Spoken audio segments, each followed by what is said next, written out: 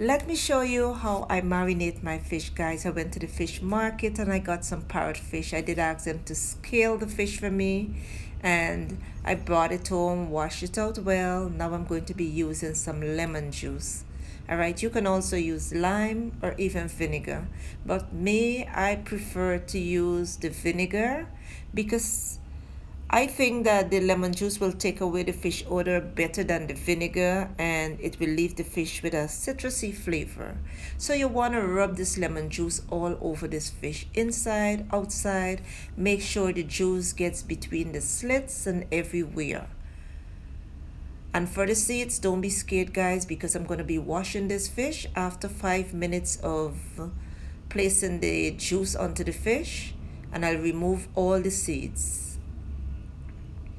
Once I'm done doing this, I'll let it sit for 5 minutes, and then I'm going to wash it with some tap water, making sure that all the seeds are out. And I did take a paper towel and pat it dry. Now it's time for me to season the fish.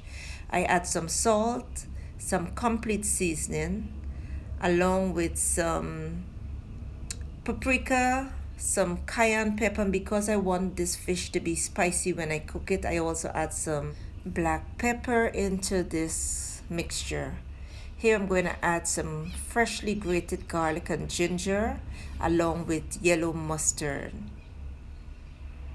Now I have some homemade green seasoning, and into this seasoning it has a lot of herb. I also have pepper, onion, garlic, and ginger in here. I want to combine it well, and kindly do check the link below for the green seasoning. And once I done mix it, I'm just gonna go in and make sure that I plaster this seasoning all over the fish, even in the head of the fish, because I'm gonna be using the head. All right, make sure you rub it in well like this, turn it to the side, and place that seasoning right up into the slits on the side of the fish.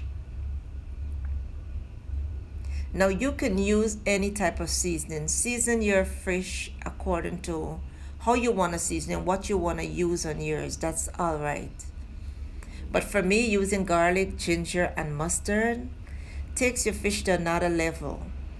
Once I'm done plastering this seasoning in and out of this fish, you can place it in a Ziploc bag, pop it into the refrigerator, or even freeze it until you're ready to use it.